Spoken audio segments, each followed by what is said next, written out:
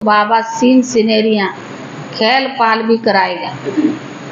तो उसको देखेंगे कौन? जो पहले से ही याद का बल इकट्ठा किया हो। बाकी तो दुनिया में हाहाकार लगी पड़ी होगी। तो बाबा उन बच्चों को खेल पाल दिखाएगा, सीन सिनेरियां दिखाएगा जो बहुत समय की योग का बल भी इकट्ठे किया होगा। सार है मीठे बच्चे, तुम बाप को याद करो, यही याद विश्व के लिए योगदान है। मीठे बच्चे, तुम बाप को याद करो, यही याद विश्व के लिए योगदान है। इससे विश्व पावन बनेगा, बेड़ा पार हो जाएगा। इससे विश्व पावन बनेगा और बेड़ा पार हो जाएगा। प्रश्न है, किन बच्चों की संभाल अंत समय में स्वयं बाप दादा करते? किन बच्चों की संभाल अंत समय में स्वयं भगवान करता है, यानी बाप दादा को? किनका? जो बहुतों को कांटों से फूल बनाए होंगे, बाप की याद में रहते होंगे, बाबा के मददगार होंगे। उत्तर है, जो बच्चे बहुत समय से कांटों को फूल बनाने की सर्विस में तत्पर रहते। जो बच्चे बहुत समय के कांटों को फूल बनाने की सर्विस में तत्पर रहते, बाप के पूरे पूरे मददगार हैं। बाप के पूरे पूरे मददगार हैं। ऐसे बच्चों की अंत समय में बाप स्वयं संभाल करते, जो बाप के पूरे मददगार हैं। बाबा कहते, मैं अपने मददगार बच्चों को वंडरफुल सीन सिनेरिया दिखलाकर खूब बहलाऊंगा। मैं अपने बच्चों को खूब सीन सिनेरिया दिखाकर, मैं अपने मददगार बच्चों को वंडरफुल सीन सिनेरिया दिखलाकर खूब बहलाऊंगा। वह अंत में बहुत सुख देखेंगे। कौन? मददगार साक्षात्कार करते रहेंगे। दूसरा, उन्हें एक बाप दूसरा ना कोई, यह पाठ पक्का है। उन्हें एक बाप दूसरा ना कोई, यह पाठ पक्का है। ऐसे बच्चों को ही बाप की मदद मिलती। एक बाप के सिवाय दूसरा ना कोई, पक्का है, यह पाठ पक्का है। ऐसे बच्चों को ही बाप की मदद मिलती। गीत है, प्रियतम आन मिलो।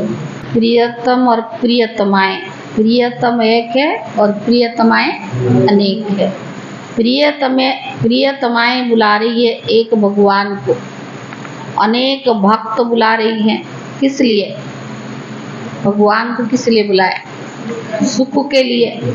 कन्या बुलाती है, प्रियतम आन मिलो, किस लिए? सुख के लिए। सगाई होती है सुख के लिए। परंतु अब तो बच्चे जान गए हैं कि जबकि रावण राज्य है तो प्रियतम से कोई सुख मिल ही नहीं सकता है। रावण राज्य में सुख हो ना सके। प्रियतमाएं सब शोक वाटिका में है, तब तो बुलाती है ना। अशोक वाटिका में तो कोई बुलाते ही नहीं। स्वर्ग में बाबा को कोई बुलाता है? सुख है तो भगवान को कोई बुलाता ही नहीं। कोई दुख व सुख नहीं तो बुलाएंगे क्यों? दुख में ही प्रियतम को सब याद करते हैं। फिर प्रियतम मिल जाता है। आधा कल्प प्रियतमाएं याद करने से छूट जाती है। शिव बाबा को हम याद कब करते? सिर्फ एक संगम युग के, फिर तो बाकी आधा कल्प छूट जाते हैं। तो बाबा ने कहा अभी तुम जानते हो सबसे मीठा, सबसे प्यारा, प्रियतम है ये एक परम पिता परमात्मा, सबसे ऊंचा और सबसे श्रेष्ठ है। यहाँ कोई मनुष्य अपने को श्रेष्ठ से श्रेष्ठ कह न सके। भले कहते ईश्वर सर्वव्यापी है, शिवोहम है, और परंतु एक दो से श्रेष्ठ कोई होते तो नहीं ना। साधु लोक में जो ऊंच होते हैं उनका साधु लोग दंडवत प्रणाम करते हैं। साधु में भी कोई तो बड़ा होता है, तो छोटे क्या करते, उनको दंडवत करते हैं। परंतु सबसे ऊंचते ऊंचा एक ही प्रियतम परम पिता परमात्मा गाया हुआ है। सब उनको याद करते हैं। तो याद क्यों करते? जरूर सुख के लिए। जब बहुत बहुत दुख होता है तो बहुत प्रियतमाएं, बाबा कौन है? प्रियतम, और बहुत प्रियतमाएं उन्हें याद करती है। अभी तुम बच्चों को इतना दुख का अनुभव नहीं है, अर्जुन तो बहुत दुख आने वाला है। अब कितना दुख देखो, अब तो ये बाबा की साकार मुरली है ना, तब फिर भी थोड़ी थी, इतना तो था नहीं। अब तो पता नहीं अति की ओर है। जिसको बुलाया जाता है वो आएंगे जरूर ना, तो बाबा भी आते हैं। बाबा का बनने से एक सेकंड सुख का वर्षा मिल जाता है। बच्चों को निश्चय होना चाहिए हमने बाप की गोद ली। अगर बाबा से निश्चय नहीं है तो फिर क्या करते? संशय बुद्धि बन जाती। तो बाबा से निश्चय होना चाहिए, तो सेकंड में जीवन मुक्ति मिली ना। बच्चा पैदा होता है तो गोद में आ जाता है, तो फिर निश्चय क्या हो जाता है? जिसकी गोद में गई उसका बारिश है। यह भी बेहद का बाप है। अब अच्छी रीति इनको पहचान लेते हैं।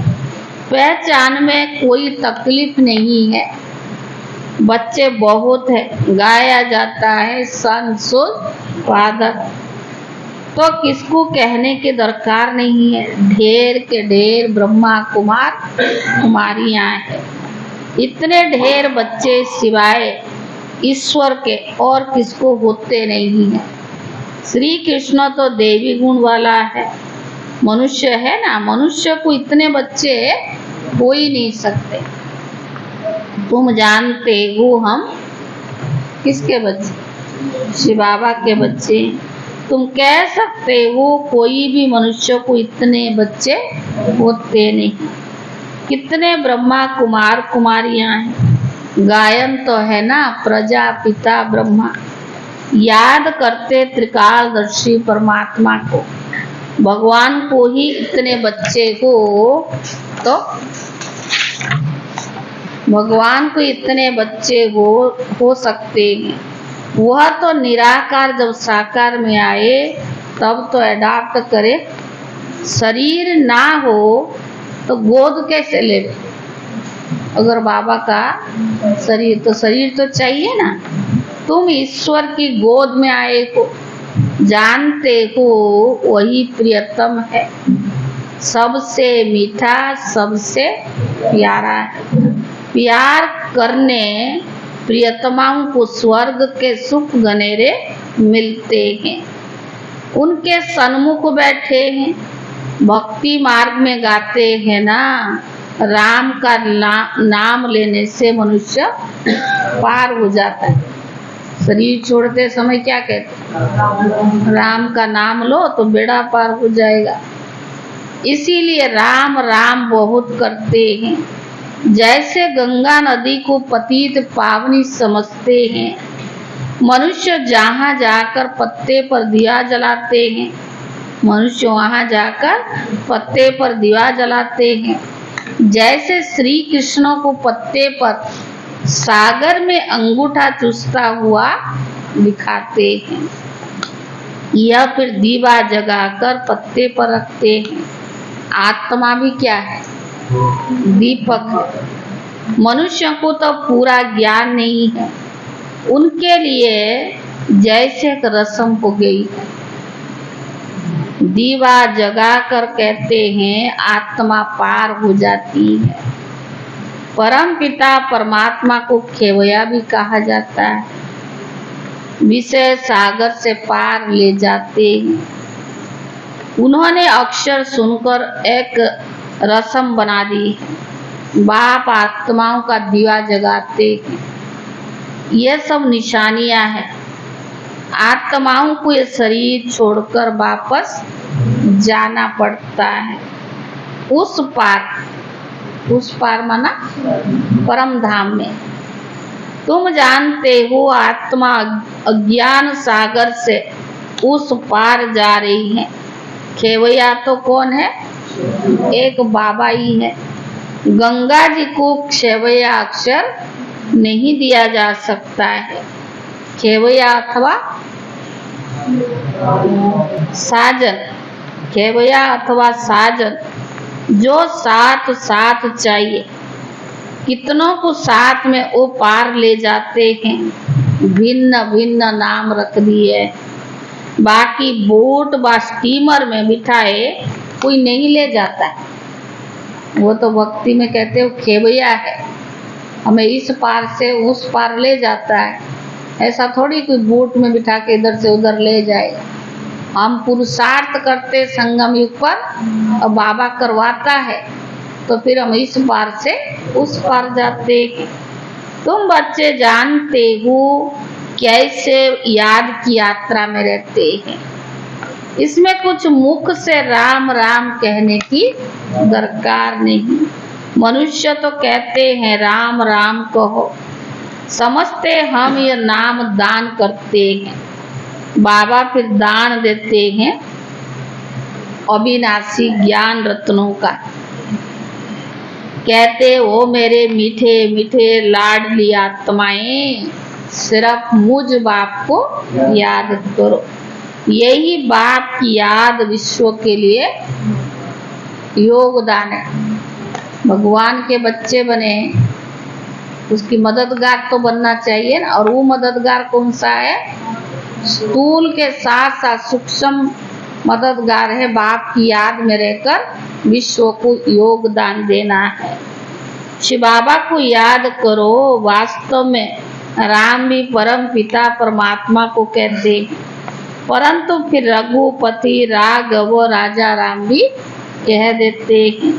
तुम बच्चों ने अब ड्रामा को जाना है। स्वर्ग से लेकर तुमको सब मालूम है कौन कौन आया है, कैसे फिर आएंगे। जो कुछ होता आया है वह सब कुछ ड्रामा में नूंद है। यह भोग आदि लगाया जाता है, यह भी सब ड्रामा में नूंद है। ना कोई बात नई कोई बात नहीं है। तुम बच्चे साक्षी होकर देखते। हर एक एक्टर है ना, जानते हैं वो अपना पार्ट बजाए वापिस जाते हैं खुशी से। मनुष्य कहते हैं मरा तो स्वर्गवासी हुआ। तुम जानते हो हम स्वर्गवासी बनने के लिए पुरुषार्थ करते हैं। मनुष्य काशी वास करते हैं ना, गंगा जी के किनारे पर बैठते हैं।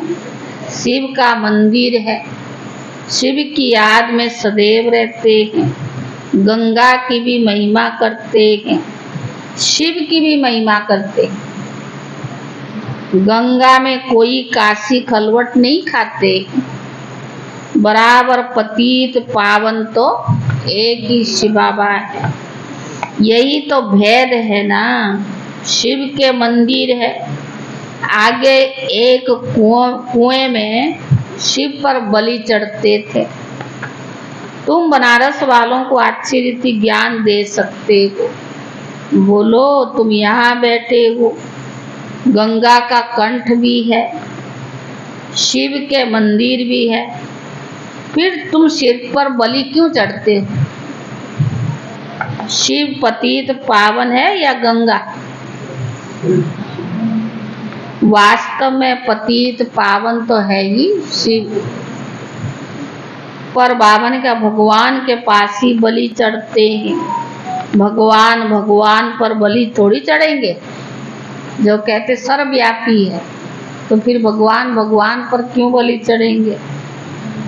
यह तो हो ही नहीं सकता। ऐसे नहीं, हम भी भगवान तुम भी भगवान। भगवान पतित थोड़ी हो सकता है जो गंगा पर स्नान करने जाते हो। सर्वव्यापी के ज्ञान को तुम झट उड़ा सकते हो। पतित पावन शिव है, यह सिद्ध कर बताना है। बच्चों को पॉइंट दी जाती है समझाने के लिए। काशी में समझाना सबसे सहज और सबसे अच्छा है। शिव का मंदिर में है तो जरूर कभी आया है। शिव को हमेशा बाबा कहते। शिव का मंदिर बनाया है तो कभी तो आया होगा ना। उनको अपना शरीर कभी मिलता नहीं है। ऐसे तो शिव नाम बहुत बच्चों के भी है, अथवा श्री कृष्ण भी लाखों के नाम भी होंगे, परंतु वह श्री कृष्ण तो सतयुग में था। श्री कृष्ण के भगत श्री कृष्ण की मूर्ति उठाए पूजा करेंगे, मनुष्य की तो बात ही नहीं करेंगे ना।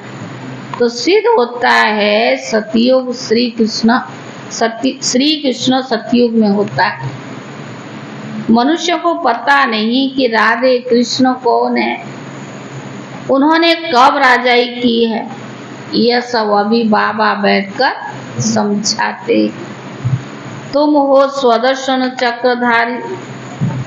विष्णु के ऊपर ये स्वदर्शन चक्रधारी नाम कैसे पड़ा, क्या किया, यह कोई समझा नहीं सकता।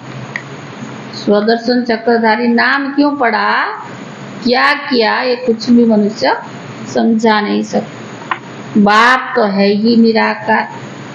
विष्णु को इतने हथियार कहाँ से आए, यह कोई भी जानते नहीं। हम समझते यह सब ड्रामा में नूंद है। भक्ति मार्ग में भी जिन्होंने चित्र बनाए वह तो बनाएंगे। ये सब बना बनाया खेल है। आधा कलप भक्ति, आधा कलप ज्ञान मार्ग चलता है। इन बातों को तुम जानते हो। बाबा ने कहा तुमको ही तो मजा आता होगा। अगर ज्ञान बुद्धि में होगा, ज्ञान की विचार सागर मंथन करते होंगे तब तो नशा होगा ना। तो बाबा ने कहा यह सब ड्रामा में नूंद है। भक्ति मार्ग में जिन्होंने चित्र बनाए हैं वह तो बनाएंगे ना। सब बना बनाया खेल है। आधा कलप भक्ति और आधा कलप ज्ञान मार्ग चलता है। इन बातों को तुम जानते हो। तुमको ही मजा आता होगा। तो सच्ची सच्ची प्रियतमाएं है। तो बाबा ने कहा वह प्रियतम तो झूठा है। झूठी और चीज और सच्ची चीज में फर्क तो होता है ना। झूठा प्रियतमा और सच्चा प्रियतम पति, पति को प्यार करते हैं ना। पति को प्यारा कहते हो ना। अभी तुम जानते हो हम प्रियतमाओं को कैसे मीठा प्रियतम मिला है। उनको प्रियतम भी कहते हैं, बाप भी कहते हैं। बाप का भी प्यार होता है। बाप से फिर वर्षा भी मिलता है। प्रियतम से प्रियतमाओं को कोई वर्षा नहीं मिलता है। बाप से बच्चों को वर्षा मिलता है। प्रियतम से प्रियतमाओं को कोई वर्षा नहीं मिलता है। अपने को प्रियतमा समझने से भी, बच्चा समझने से वर्षे की टेस्ट आती। शिव को हमेशा बाबा कहते हैं। शिव बाबा को शिव पति कभी नहीं कहेंगे। अभी तुमको कोई शिव का नाम नहीं जपना है, सिर्फ सिर्फ बाप को याद करना है। बाप को याद करो। बच्चे आते हैं तो पूछा जाता है कब ईश्वर के बने। बच्चा जब तक ना बने तब तक वर्षा मिल न सके। मात पिता है तो सन्मुख मिलना है। निश्चय किया मिले नहीं और मर गया तो वर्षा मिल नहीं सकती। कि बाबा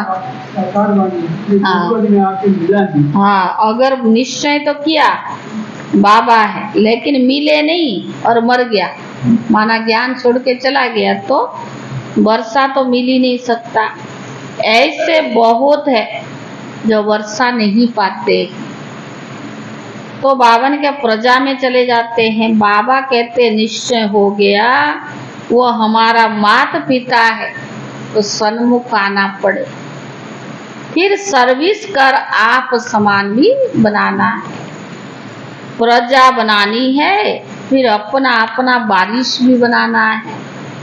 घर बैठे तो नहीं होगा ना, मेहनत करनी पड़ेगी। राजा बनने के लिए प्रजा तो चाहिए ना, तो उसके लिए क्या करना पड़े, मेहनत करनी पड़े। प्रजा बनानी है, फिर अपना बारिश बनाना है। घर बैठे तो नहीं होगा, मेहनत करनी पड़े। इन बातों पर बच्चे विचार सागर मंथन नहीं करते। और बहुत सारी बातें मिल जाती है ना, लेकिन भगवान जो कहता है इन बातों पर विचार सागर मंथन करो, उसके लिए उनको फुर्सत ही कहाँ है। जो व्यर्थ में ही मगन है वो भगवान की बातें कभी विचार सागर मंथन कर ही नहीं सकता। बुद्धि चलेगी नहीं, चलेगी तो उल्टा ही ना, तो फिर प्राप्ति क्या होगी उन्हें। तो बाबा ने कहा मेहनत तो करना पड़े। श्री कृष्ण लीला मशहूर है। लीला तो सतयुग में होती है, यहाँ थोड़ी हो सकती है। यह तो कॉपी करते रहते, स्वर्ग में क्या क्या होगा, कैसे महल होंगे, यह तो बच्चे महसूस कर सकते हैं। वहाँ की बात मत पूछे। मुख पानी होता है, मुख में सतयुग की याद करेंगे तो मुख में क्या आएगा, पानी होता है। अरे बाबा ही तो सुख देते हैं ना, दुख के लिए बाप को आह्वान थोड़ी करते हैं। दुनिया में तो बड़ा दुख है। एक घर में अगर बहुत छटेली आ जाती है तो घर को ही डामाडोल कर देती। ऐसे बहुत घर बाबा के देखे हुए उस समय। अब तो घर घर में बुरा हाल है। अभी समय बहुत थोड़ा है। बाबा के बने तो बाबा को मदद जरूर। भगवान के बने को बाबा क्या कहता, कोटों में कोई में भी कोई मेरा बच्चा बनता है। दुनिया में करोड़ आत्माएं, उनको भगवान ने पसंद नहीं किया, मुझे किया। उसका खुशी नहीं है, लेकिन और बातों में जाते तो गुमसुम रहेंगे तो योग कहाँ लगेगा उनका। जब तक व्यर्थ से मुक्त नहीं हुए, बाबा हमें जो दे रहा है बुद्धि में बैठेगा नहीं। तो बाबा ने कहा ऐसे बहुत घर बाबा का देखे हुए, अभी समय बहुत थोड़ा है। बाबा के बने हो तब बाबा मदद दे। बारिश नहीं बनते हैं, वर्षा देने वाले की मदद कैसे मिले। बाबा कहते बच्चे डरो मत। साहूकार लोग तो डरते हैं, किस बात में, हाँ बाबा ने कहा और बातों में, मर्यादा में, उसमें डरो मत। अगर आप बाबा के बने हो, मददगार हो, तो बाबा आपको हर समय मदद जरूर करेगा, अगर बाबा से आपको सच्चा प्यार है। तो बाबा ने कहा ये बात तो दाता है। भक्ति मार्ग में भी तुम मेरे अर्थ गरीबों को देते थे, उस अनुसार जन्म मिलता था। अब मैं डायरेक्ट कहता हूँ हमारा बनो, तो मैं तुमको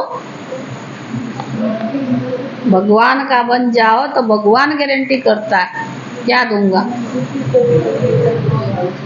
राज्य भाग्य दूंगा।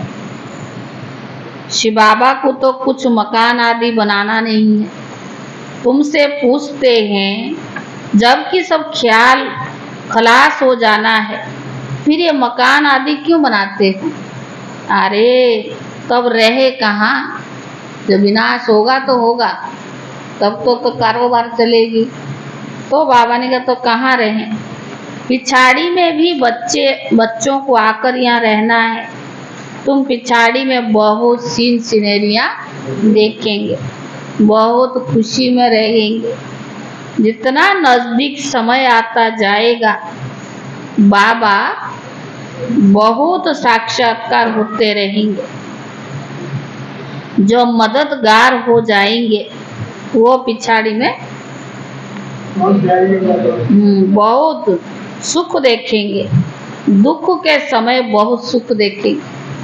सच्ची दिल से हमने भगवान को अपनाया है तो क्या होगा? अंत में बाबा भी हमें दुख नहीं देगा, बाबा बहलाएगा, बहुत सुख देगा। वह वंडरफुल सुख है। पाकिस्तान में भी तुम मौज में बैठे थे, हिंदुस्तान। हाँ, दादी यहाँ सुनाती थी जब हिंदुस्तान पाकिस्तान बना, कितने खून का जो बाबा कहता ना, रक्त की नदियां बही। पर जो बाबा के बच्चे थे, 14 साल बाबा ने जिनको भट्टी में रखा, तो बाहर वाले कहते थे ये खुदा के लोग हैं, अल्लाह लोग हैं, तो उनको और मदद करते थे।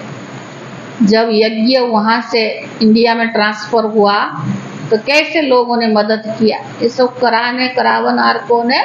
बाबा है। तो बाबा ने कहा पाकिस्तान में भी तुम मौज में बैठे थे। बैकुंठ में कैसे स्वयंवर होते हैं, लक्ष्मी नारायण का कैसा राज्य चलता है, सब साक्षात्कार करा। सुना कैलाश पे अंत में करेंगे, आपकी इच्छा पूरी करेगा बाबा। करना नहीं, उनको तो करना ही है। हाँ, बुलाते थे कि देवताएं कैसे बोलती हैं, कैसे चलते हैं। हाँ, वो तो दीदी दादी और पद भी क्या मिलेगा, बाबा ने ये बात थोड़ा बहुत बताया। संदेशी दादी बताती थी कि बाबा बताता था पुरुषार्थ के अनुसार आपका पद क्या, पर वो बंद कर दिया बात थोड़े समय। माना 1-2 बातें ऐसा दादी सुनाते थे और कहते थे कि उस समय जैसे किसी एक बच्ची थी, उसकी माँ ने शरीर छोड़ दिया था, तो बाबा ने संदेशी दादी को बोला कि आप जाओ फलानी मंदिर में। एक बच्चे अपनी माँ के लिए बहुत भगवान को याद करती है, भगवान मेरी माँ को मिलाओ। तो दादी पूरी रात मंदिर में रही और उसके तन में, दादी के तन में उनकी माँ आई। फिर बच्ची सारा रात दादी के गोद में रही। माना ऐसा भी शुरू में बाबा ने ऐसे कुछ पाठ भी दिखाया है। पर बाबा ये सब काम क्यों नहीं करता है? जैसे पहले जब यज्ञ की स्थापना हुई, बाबा ने दादियों की दवाई डॉक्टरों से बहुत कम किया। ऐसे कुछ चीजें संदेशी से पूछ के किया। लेकिन बाबा ज्ञान का सागर है ना, तो बाबा ये सब सिद्ध करता है। ये सब बाबा ने कहा मैं पतित को पावन बनाता हूँ, ये काम करने नहीं आया रिद्धि सिद्धि वाला। इसीलिए बाबा ने ये सब काम नहीं करता है। तो बाबा ने कहा तुम बहुत देखेंगे अगर शिव बाबा की मत पर कांटों को फूल बनाने में मदद करते रहेंगे। किनको बाबा मदद करेगा? हाँ, जो औरों को आप सामान बनाएंगे, कांटों को फूल बनाएंगे, तो बाबा उनको, आप ये मत सोचो मैं भगवान की बन गई तो बाबा मुझे भी दिखाएगा, ये कंफ्यूज में नहीं रह जाना। उसके लिए भी बाबा ने बताया मददगार बनेंगे, बहुतों को कांटों का फूल बनाएंगे, बाबा की याद में रहेंगे, तो उनको बाबा अंत में साक्षात्कार भी कराएगा, बहलाएगा। तो कहा जाता है ना, हिम्मते मर्दा मदते खुदा। ऐसे प्रियतम को बहुत याद करना चाहिए। दुनिया थोड़ी जानती है, इतने ढेर बच्चे हैं तो जरूर उनका माता पिता तो होगा ना, जिससे सुख घनेरे मिलते हैं। ये महिमा कोई लौकिक माँ बाप की थोड़ी है। तुम प्रैक्टिकल देखते हो बाबा के कितने ढेर बच्चे हैं। क्रिएटर गॉड फादर है, क्रिएट करेंगे तो अडॉप्ट करेंगे ना, किस द्वारा? यह है मुख वंशावली, समझाना बहुत सहज है। अरे अभी ईश्वर की गोद लेते हो, फिर देवी गोद मिलेगी। नशा रहना चाहिए, खुशी रहनी चाहिए। भगवान कई बार बाबा मुरली में कहते ना, कई कहते बस बहुत हो गया अब चलो। बाबा ने कहा बाप से तंग हो गए क्या? तो भगवान की गोद ली है, फिर आगे देवी गोद मिलेगा, देवता बनेंगे। तो बाबा ने कहा फिर आसुरी है। तो बाबा ने कहा ये महिमा कोई लौकिक माँ बाप की थोड़ी है। फिर देवी गोद मिलेगी, फिर आसुरी। इस ईश्वरीय गोद से हम शांति धाम और सुख धाम जाते हैं, आसुरी गोद से दुख धाम में जाते हैं। यह मंत्र याद कर लो। बांधेली गोपिकाएं पुकारती है तो उन्हों के लिए कोई ना कोई प्रयत्न करना पड़ता है। बाबा छोटे छोटे गांव में तो जा नहीं सकेंगे, बड़े गांव में आकर मिलते हैं, जाना तो पड़ता ही है। समझाया जाता है बलिहारी कैसे जाना है, बाप के ऊपर कैसे बलिहार जाना है। राजा जनक बलि चढ़ा, फिर कहा गया ट्रस्टी होकर संभालो। रचना की पालना तो तुमको जरूर करनी है। तुम अपने को आत्मा ट्रस्टी समझो। माया रावण दुख देने वाली है, इसीलिए रावण का कोई मंदिर नहीं है कोई मंदिर? राम का मंदिर है, रावण का कोई मंदिर नहीं है। बाकी भूत बना देते। रावण ने बहुत दुख दिया है, जितना दुख दिया है उतना ही वर्ष वर्ष उनको जलाते रहते हैं। शिव बाबा ने सुख दिया तो उनकी बड़ा आलीशान मंदिर बनाते। तो बाबा ने कहा रावण दुख देने वाला का मंदिर हो ही नहीं सकता, उसको तो खत्म कर देते हैं। जो कुछ देखने में नहीं आता है, शिव बाबा का मंदिर तो देखने में आता है। कितनी पूजा होती है, वास्तव में एवर पूज्य तो है ही एक शिव बाबा, दूसरा कोई नहीं। फिर तुम पूज्य से पुजारी बनते। बाबा हमें पूज्य से पुजारी और फिर पुजारी से पूज्य बनते। अच्छा मीठे मीठे सिकीले दे बच्चों प्रति माता पिता बाप दादा का याद प्यार और गुड मॉर्निंग। रूहानी बाप की रूहानी बच्चों को नमस्ते। रूहानी बच्चों की तरफ से रूहानी बाप दादा को याद प्यार और नमस्ते नमस्ते। धारणा के लिए मुख्य सार, बाप की याद में रहना है और सबको याद दिलाना है। क्या याद दिलाना है? बाप की याद में रहना है और सबको याद दिलाना है। यही दान करते रहना है। बाप पर बलि चढ़कर फिर ट्रस्टी हो संभालना है। बाप पर बलि चढ़कर ट्रस्टी होकर संभालना है। दूसरा, साक्षी हो, हर एक एक्टर का पार्ट देखना।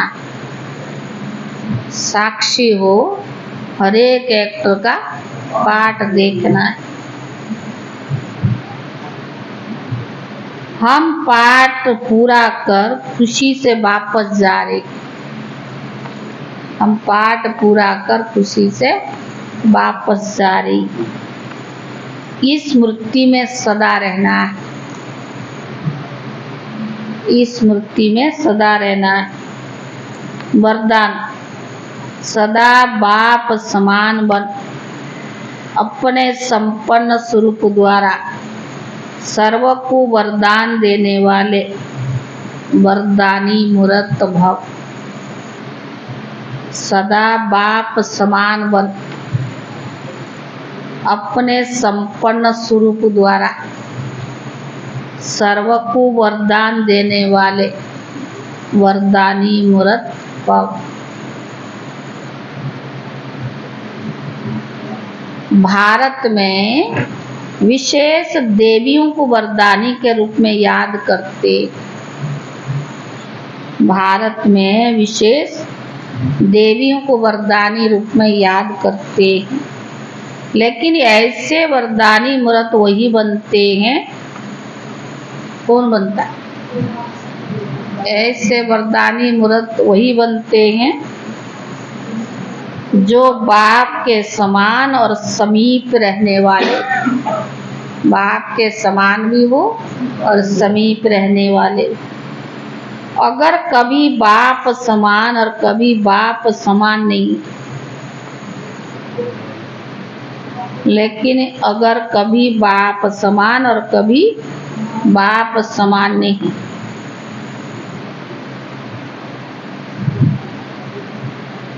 लेकिन स्वयं के पुरुषार्थी है तो वरदानी नहीं बन सकते। अगर लेकिन स्वयं के पुरुषार्थी है तो वरदानी नहीं बन सकते, क्योंकि बाप पुरुषार्थ नहीं कराता,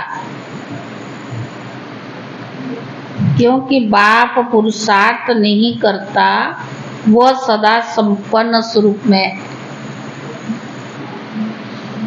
तो जब समान अर्थात संपन्न स्वरूप में रहो तब कहेंगे वरदानी मूर्त। बाप पुरुषार्थ नहीं करता, वो सदा संपन्न स्वरूप में है। तो जब समान अर्थात संपन्न स्वरूप में रहो तब कहेंगे वरदानी मूर्त। स्लोगन: याद की तीव्र दौड़ी लगाओ तो बाप के गले का हार विजयी मणके बन जाएंगे। याद की तीव्र दौड़ी लगाओ तो बाप के गले का हार विजयी मणके बन जाएंगे। कल का और आज का, कल है 30 तारीख थी, 30 जुलाई कल थी, आज 31 से लास्ट में है। कल क्या है? नम्रता और रहम की भावना अभिमान की महसूसता नहीं कराती। किनको? नम्रता और रहम की भावना अभिमान की महसूसता नहीं कराती है। जैसे मुरलियों में सुनते हो तो उससे अथॉरिटी के बोल है, लेकिन उसमें कोई अभिमान नहीं लगता है। तो भले शब्द कितने भी सख्त हो लेकिन अभिमान ना लगे। जितनी अथॉरिटी उतना ही नम्रता और रहम की भावना। 31 जुलाई आज का है। कई बच्चे बॉडी कॉन्शियस के कारण बार बार कहेंगे मैं समझता हूँ, मैंने जो कहा वही ठीक है। जिद्दी होती है ना कई में कि मैं ही जो कहा मैं ही ठीक है, लेकिन कई जगह मैं भी गलत हो सकती हूँ। तो महसूसता नहीं है ना, मैं जो सोचा वही ठीक है। यह रायल रूप में मैं पर नम्र चित्त बनने नहीं देता। झुक नहीं सकते ना, क्योंकि जो मैंने कहा जो मैंने सोचा वही ठीक है।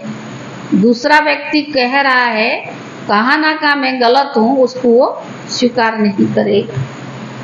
यह रायल रूप में मैं नम्र चित्त बनने नहीं देता। यही मैंपन कमजोर बना देता है, खोखला होता, कमजोर होते। कमजोर आत्मा कहेगी मैं इतनी सहन नहीं कर सकती। कमजोर आत्मा क्या कहेगी? मैं इतना सहन नहीं कर सकती, इतना निर्माण नहीं बन सकती, इतनी समस्याएं पार कर ली, कर ही नहीं सकती। इसलिए पहले मैं को बलि चढ़ाओ। जो मैंपन है ना, मैं जो सोच रहा, मैं जो कह रही हूँ, उसका मूल आधार जिद्दी के संस्कार है। वो अपने संस्कार के मजबूर है, इसलिए वो नम्र बन नहीं सकते ना। तो बाबा ने कहा मैं की बलि चढ़ाओ तो विश्व नव निर्माण का कार्य संपन्न कर सके, तो विश्व की कार्य में मददगार भी बन सकते और नव निर्माण भी कर सकते। ओम शांति।